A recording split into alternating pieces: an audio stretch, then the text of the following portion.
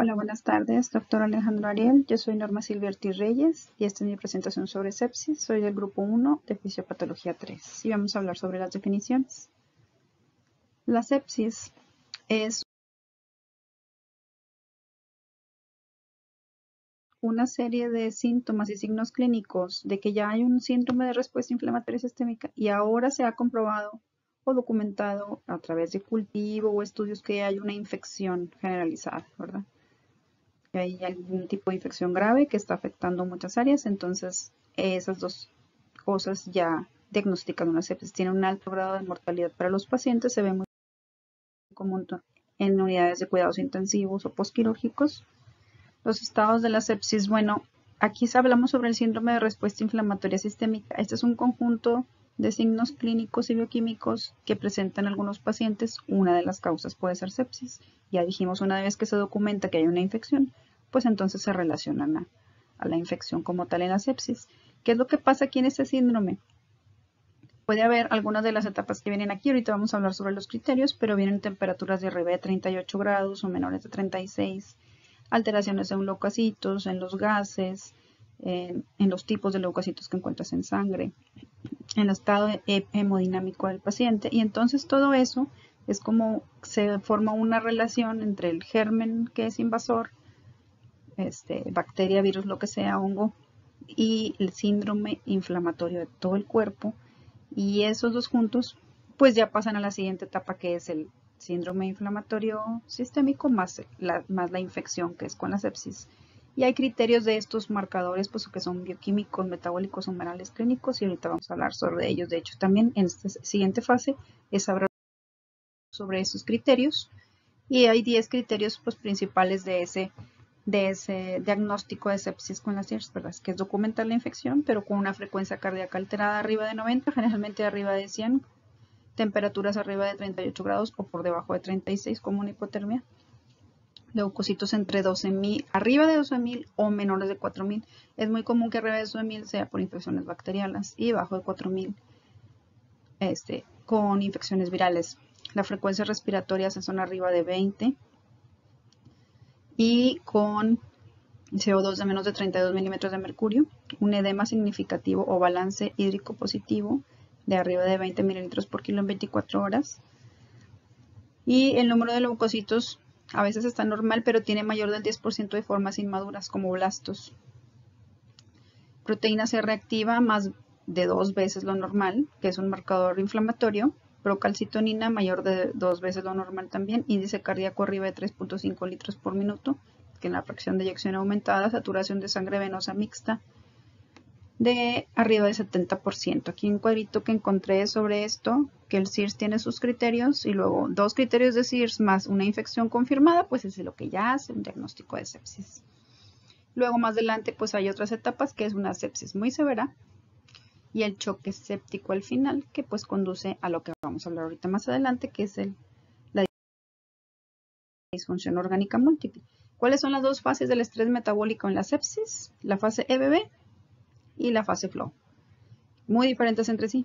La primera es como un choque, pero con un metabolismo disminuido, una intensa actividad simpática, como hay disminuido como toda la frecuencia cardíaca y todo, entonces hay una caída de la perfusión tisular, hipovolemia, hipoxia tisular, hipotensión, hipotermia, velocidad metabólica disminuida, o sea, todo abajo, un choque en el que pues están desmayados, inconscientes.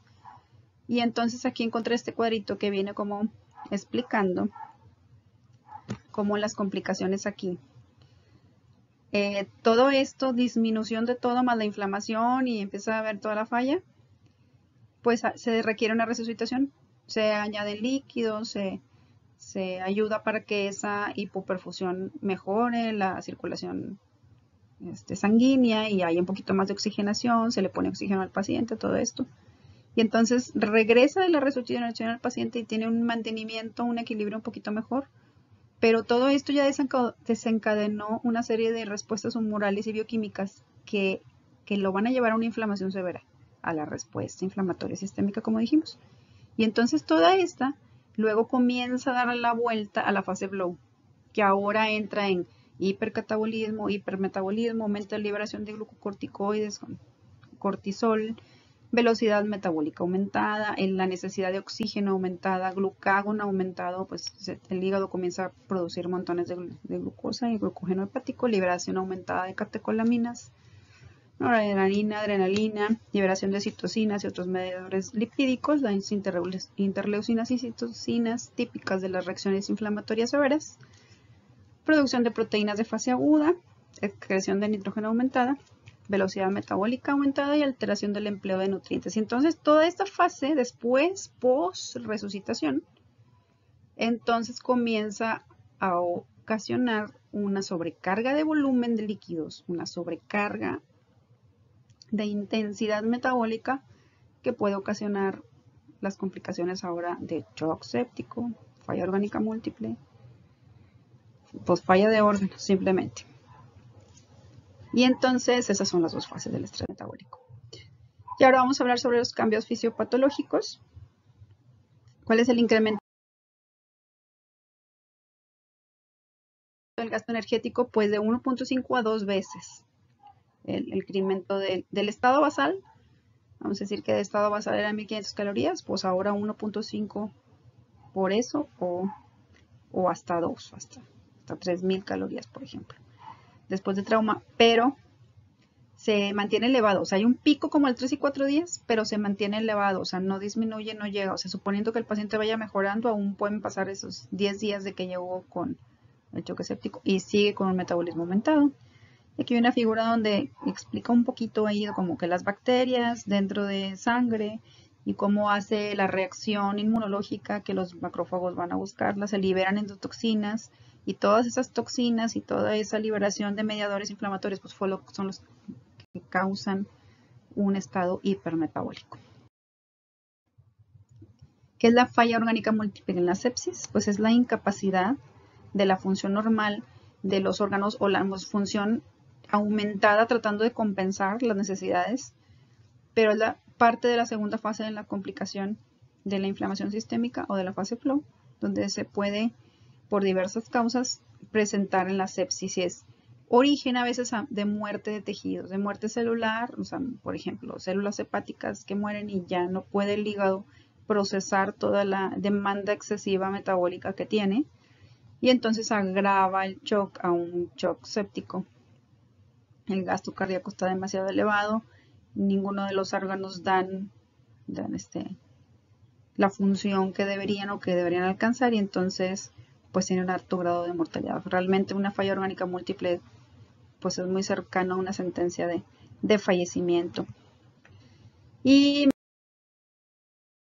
menciona 10 alteraciones fisiopatológicas en la falla orgánica múltiple. Bueno, un CIRS que se complicó, un tratamiento que pues no fue adecuado a los factores causales y se presenta esta falla, no funciona bien el hígado, no produce glucosa en la gluconogénesis, baja la glucosa además, hay hipoglucemia, aumento del lactato, acidosis, porque también el pulmón falla en la excreción de dióxido de carbono, disminución de la capacidad del hígado para sintetizar proteínas, bueno, también porque se producen cuerpos cetónicos.